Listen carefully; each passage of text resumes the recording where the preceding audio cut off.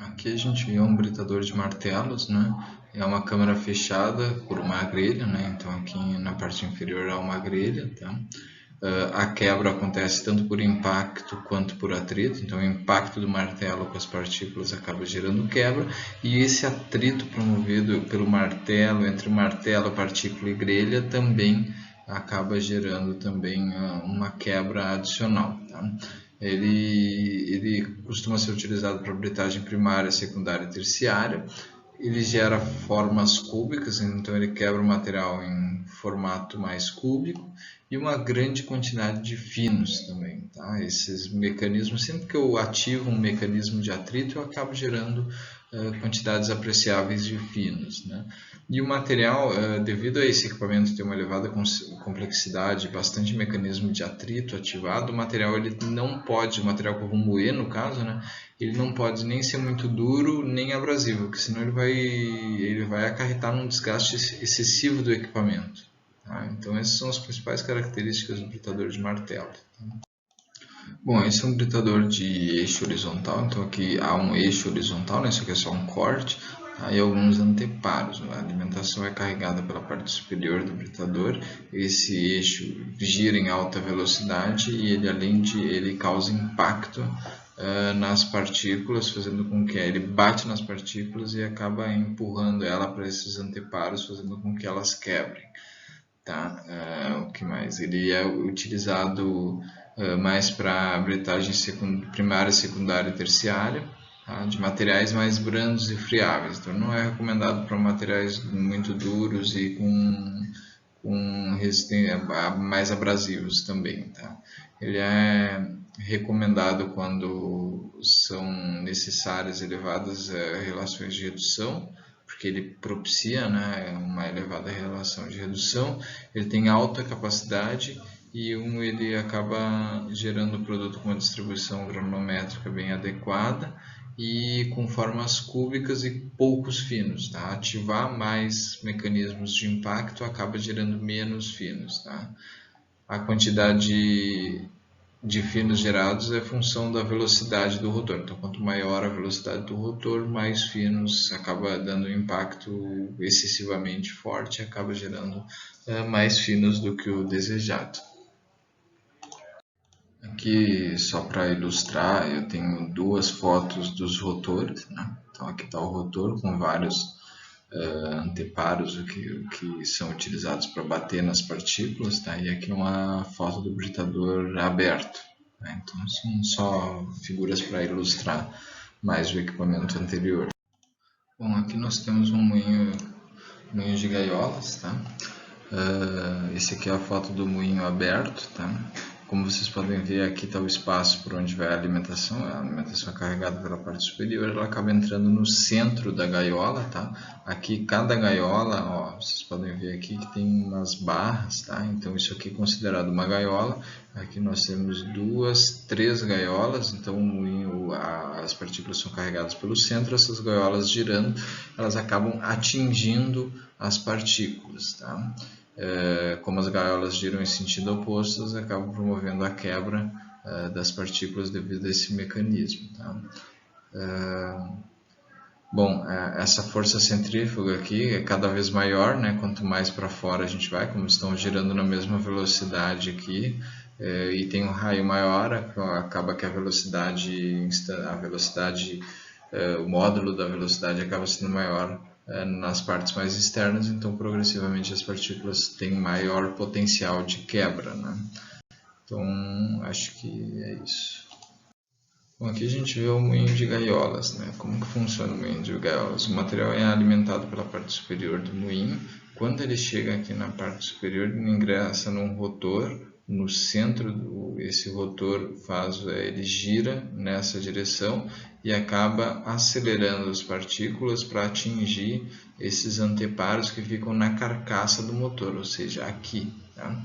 Os anteparos da carcaça do motor acabam absorvendo o impacto das partículas aceleradas por esse rotor e assim ocorre a quebra. Tá?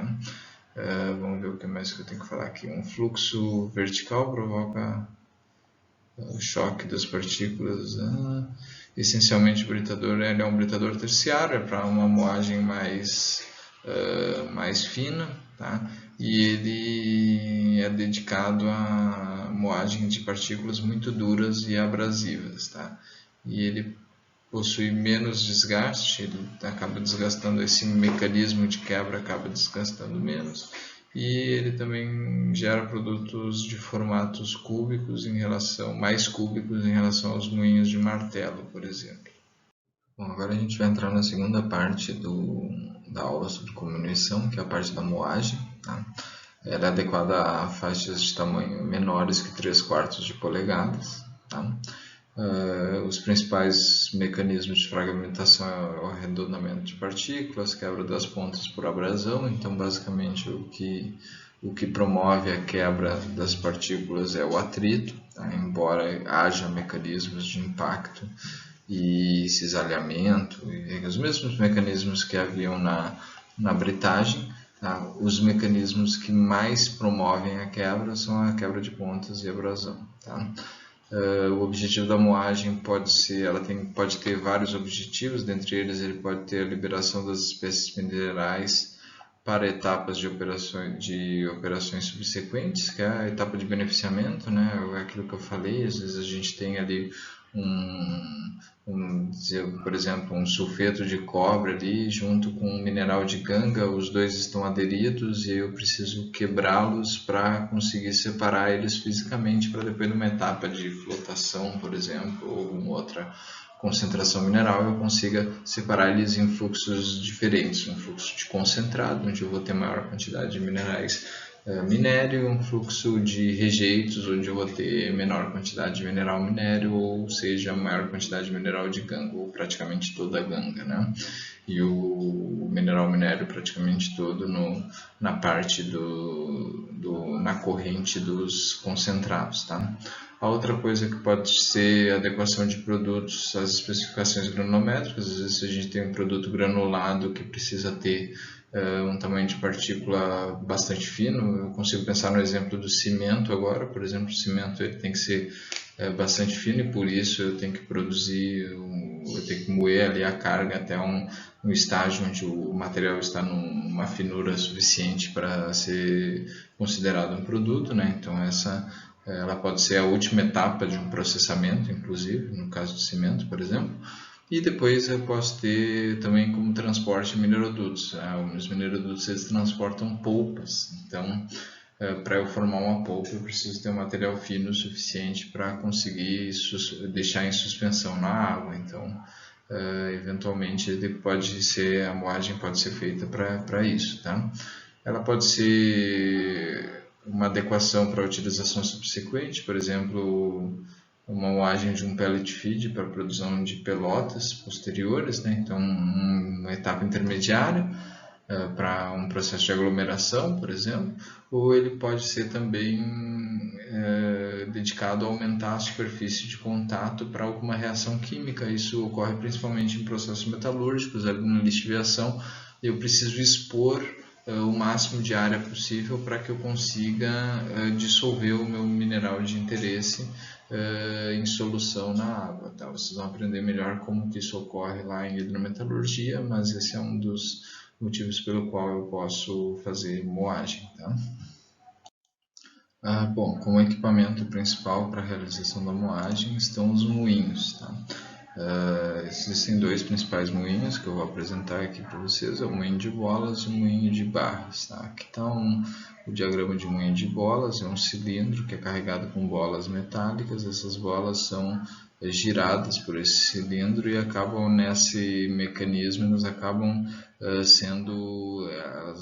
nesse giro, elas rolam por cima do material a ser moído e acabam promovendo a moagem. Tá? Aqui está uma visão por dentro de um moinho, tá? Só para ter uma ideia do tamanho. Aqui tem dois operadores dentro do moinho fazendo alguma manutenção. Tá? Pode ver que existem os anteparos que ajudam a carga a subir, tá? Eles acabam prendendo a carga para que ela atinja uma altura determinada e suba, provocando um pouco mais de impacto, inclusive promovendo mais atrito entre os materiais. Tá?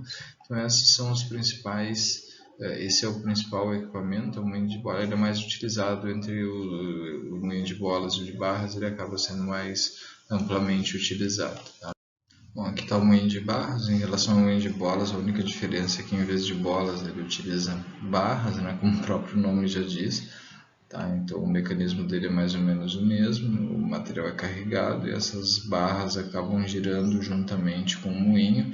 Tá? O equipamento também tem aqui umas ranhuras nos anteparos que prendem tanto os materiais quanto as barras para que elas subam também e acabem causando impacto. Então esse mecanismo é bastante explorado na moagem e acaba que essa subida e a carga toda girando aqui no moinho acaba gerando bastante atrito tanto entre as próprias barras quanto entre as barras e o material a ser moído. Tá? Aqui está um diagrama do equipamento. Ele basicamente, a carcaça dele é igual a do moinho de bolas, a única diferença é que ele é carregado por barras, como eu já havia dito. Um último adendo aqui em relação aos moinhos é como é feita a carga e a descarga dos moinhos. Tá? Ele pode ser carregado pelos dois lados ou por um lado só. Tá? E a descarga pode ser feita de 3 maneiras. Tá? Ele pode ser carregado de uma maneira até transbordar, e aí a carga flui por transbordamento para fora do moinho.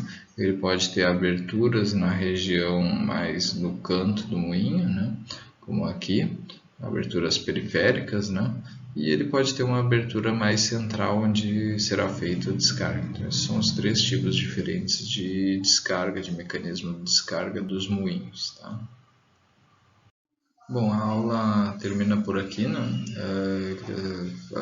Agradecer a todos que assistiram até aqui e pedir que, se vocês tiverem alguma dúvida, se você é do IF, você pode ou me procurar pelos corredores do Instituto Federal de Mato Grosso do Sul, campus Corumbá, e me perguntar alguma coisa em relação a essa aula, ou então você pode me mandar um e-mail ou utilizar o recurso que eu estiver utilizando para dar essa aula, seja via Moodle, Classroom ou mesmo em sala de aula mesmo me perguntar.